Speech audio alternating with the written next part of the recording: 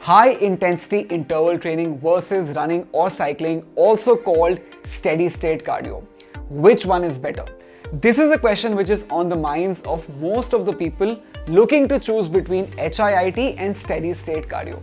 So in this video, I'll try and explain the difference between the two, and then we'll see which one is better. Just for your information, I perform both HIIT and steady-state cardio in some form. So this video has been created through my own personal experience, plus the data I've gathered through various researches which have been done on people for a long time. Hence, this video is a combination of science and experience.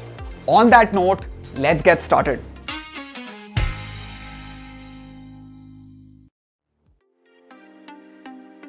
So I've divided the comparison between HIIT and steady-state cardio into 5 parts. The first one will be the fundamental difference between HIIT and steady-state cardio. The second one will be all about fat loss, which one of the two is better to lose fat. The third one, we'll try and deep dive into muscle growth. Is HIIT better or steady-state cardio better for muscle growth? The fourth one will be all about the injuries involved in both the cases. And finally, the fifth part is about investment in terms of time and money. And finally, we'll also try and see what you should do in case you are a beginner. So first, let's try and understand the fundamental difference between high intensity interval training and steady state cardio. So steady state cardio, which includes exercises like long distance running or cycling, is essentially a form of cardio where your heart rate reaches 60 to 65% of your maximum heart rate.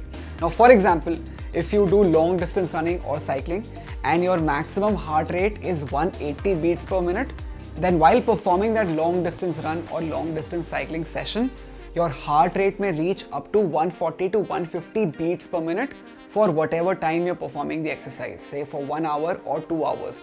And in case of steady state cardio, the level of exertion on the body or the force that the environment puts on the body is 5 or 6 on a scale of 10. Secondly, steady state cardio is aerobic in nature, which means that while performing the run or while performing the long distance cycling session, the muscles need oxygen to go on. And that oxygen is readily supplied by the blood, which is carrying the oxygen molecules.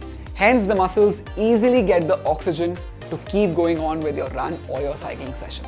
Thirdly, in steady state cardio, you perform a single repetitive motion for a long duration of time without increasing the intensity of the exercise. So for example, if you're doing long distance running, you will run at a consistent speed for say 30 minutes or 1 hour or more.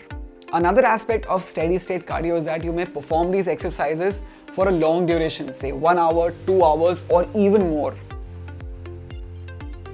On the other hand, HIIT or high intensity interval training is essentially an exercise regime where you perform a high intensity exercise for say 30 or 40 seconds and then you take 10 seconds or 20 seconds to recover, and then you repeat this process for 10 times, 15 times or even 20 times. Now, while performing the high intensity interval training, your heart rate reaches up to 80 to 85% of your maximum heart rate while performing that exercise move.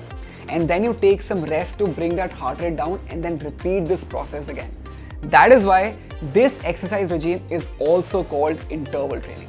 For example, if your maximum heart rate is 180 beats per minute, then while performing burpees, which is a high intensity exercise, your heart rate may reach up to 160 beats per minute while performing those 10 or 20 burpees, and then you stop and take some rest to bring that heart rate down and then repeat this process again. And in case of HIIT, the level of exertion on the body is quite high, which is 8 on a scale of 10.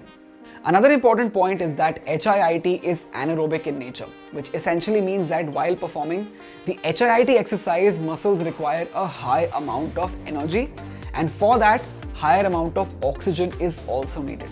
But the heart is not able to pump as much blood in such a short period of time to the muscles which are being used in the HIIT exercise.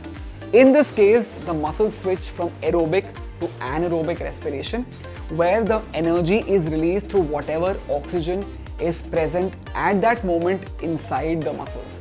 And the byproduct of this reaction is lactic acid, and that is the reason why after performing HIIT exercises, you feel pain in your muscles. In simpler terms, lactic acid is generated inside your muscles due to lack of oxygen present inside the muscles. And finally, HIIT workouts may include a combination of exercises. For example, an HIIT workout may include push-ups, planks, squats, burpees, and lots of other exercises, which essentially means that HIIT workouts are not as repetitive as steady-state cardio exercises like long-distance running or long-distance cycling. Also, HIIT workouts are time efficient, which essentially means that you can perform the whole exercise in as low as 15 to 20 minutes. So that was the fundamental difference between high-intensity interval training and steady-state cardio. Now let's talk about the second important aspect, which is fat loss. Now when it comes to steady-state cardio, the body uses a combination of glycogen, which comes from carbohydrates, and fats as fuel while performing the exercise. When you start cycling or running, the body uses the available glycogen in the muscles as the fuel, and then as the glycogen starts depleting, the body starts relying on fat more and more, which essentially means that the longer you run or cycle, the higher the chance for your body to burn off that fat. Scientifically, this is also because aerobic respiration is happening in this case. And in case of aerobic respiration, fat is used as fuel or the source of energy. But when it comes to the overall calorie burn, running burns close to 400 to 500 calories per hour, and cycling burns close to 300 to 400 calories per hour. But this also depends on your current body weight and metabolism. And when you finish off that running or cycling session, the body still keeps burning off those calories, that fat, for 3 to 4 hours after the cycling or running session. This is known as afterburn effect. So in steady-state cardio, the fat burn happens primarily during the exercise session. So it may be during the long distance run or long distance cycling session that you're burning off that fat. While performing the high intensity exercises, the body depends completely on the glycogen present in the muscles. This glycogen comes from glucose, which essentially comes from carbohydrates. So while performing HIIT exercises, no fat is used as fuel. Scientifically speaking, this happens because HIIT is anaerobic in nature, and in anaerobic respiration, the body is effectively able to use glycogen and not fats. After the HIIT workout is complete, the afterburn effect is there for 24 to 48 hours. This afterburn effect is also called EPOC, excess post-exercise oxygen consumption, which essentially means that once the exercise is complete, the body consumes a lot of oxygen to recover, and during that recovery phase, the oxygen also uses fat as a main source of fuel to produce the energy, and therein you burn a lot of fat. So while performing the HIIT workout, you burn calories which come from carbohydrates, and after the HIIT workout is complete, you burn off calories which come from fat. In conclusion, both HIIT and steady-state cardio are good at burning off the calories from fat, wherein steady-state cardio, you burn off that fat essentially during the exercise, which may be long distance running or long distance cycling, and in HIIT, you burn off fat after you complete the workout. But from a comparison perspective, as per research, HIIT has a slight edge at burning off that fat from the body as compared to steady-state cardio. So that was all about fat loss. Now coming to the third important aspect, which is muscle growth.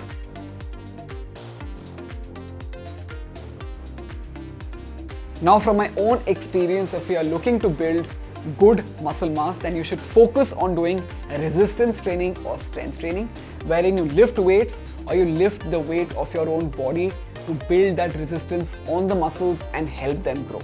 But I'll still compare HIIT and steady-state cardio and see which one is better amongst the two when it comes to muscle growth. Now before jumping to the comparison, let me tell you a bit about muscle fibers. Now the muscles in the body are made up of muscle fibers, which are essentially of two types: slow twitch muscle fibers and fast twitch muscle fibers.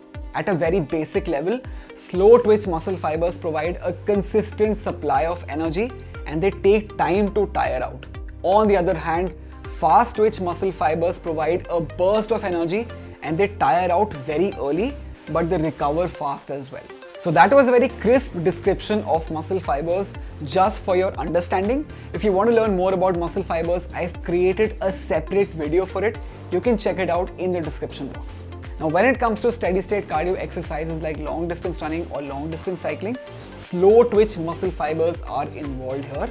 And these slow twitch muscle fibers provide a consistent supply of energy for a long period of time.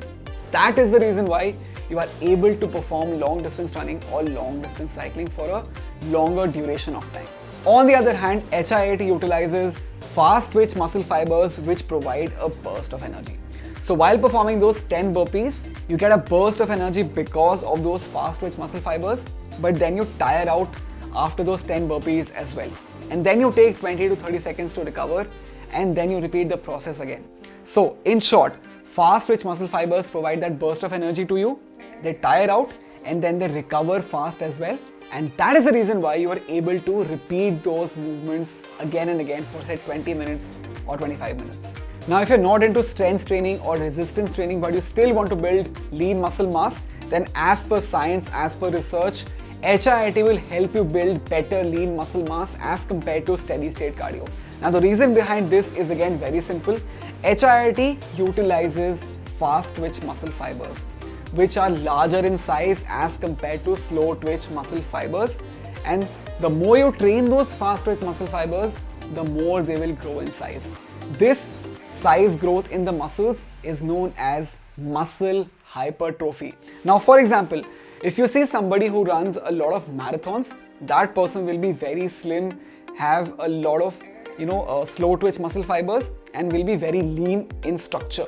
On the other hand, if you look at somebody who performs a lot of sprints, which is essentially an HIIT high intensity interval training like Usain Bolt, you will find that Usain Bolt has very large, big muscles. This is the main reason why. Another important aspect when it comes to muscle growth is diet.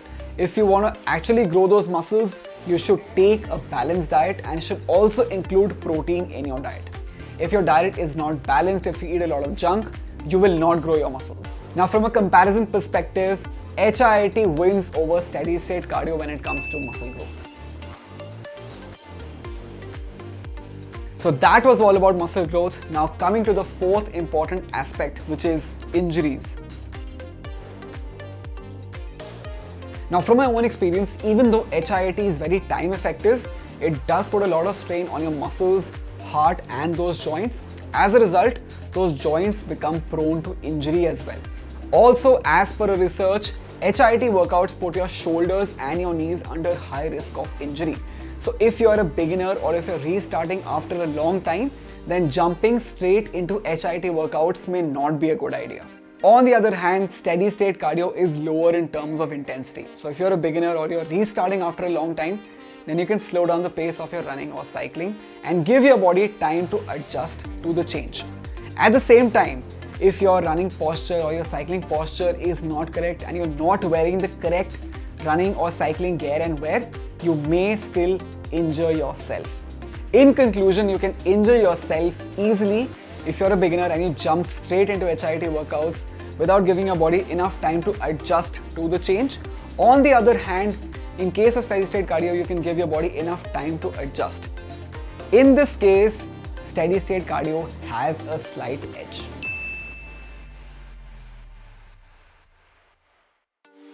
But still, if you want to start out with HIIT workouts, then you can check out my low intensity exercise workout videos which I've created on the channel. The link for them is in the description box. So that was all about injuries.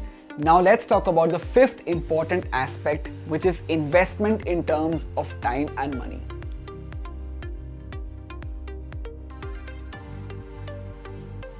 Now, from a monetary investment perspective, for HIIT you need good training shoes. You also need proper workout wear, which includes your dry fit clothes, and you may also need a good mat if you don't have good training shoes, because HIIT workouts include a lot of jumping exercises.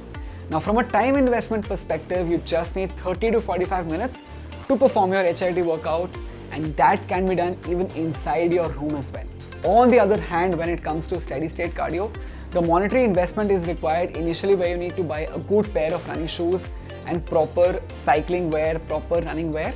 Also, you need a good cycle if you want to go for your regular cycling sessions. After that, there is not much investment required. On the other hand, when it comes to time investment for long distance running or even long distance cycling, you may need to go outdoors, and that is the reason why you need at least 1 hour or 2 hours to perform those exercises. From that perspective, it is a tie between steady state cardio and HIIT when it comes to monetary investment. But on the other hand, when it comes to time investment, HIIT has the upper hand. So those are the 5 main aspects I wanted to talk about. Now the question is, what should you do? It all comes down to what you enjoy doing more and what you can stick to in the long run. Now from my own experience, I try and mix up strength training, HIIT and steady state cardio, and that is the reason why I'm not bored of my workout regime and I keep going for a long time. And this is very important if you want to really sustain your fitness oriented lifestyle. So that was today's video, HIIT versus steady state cardio.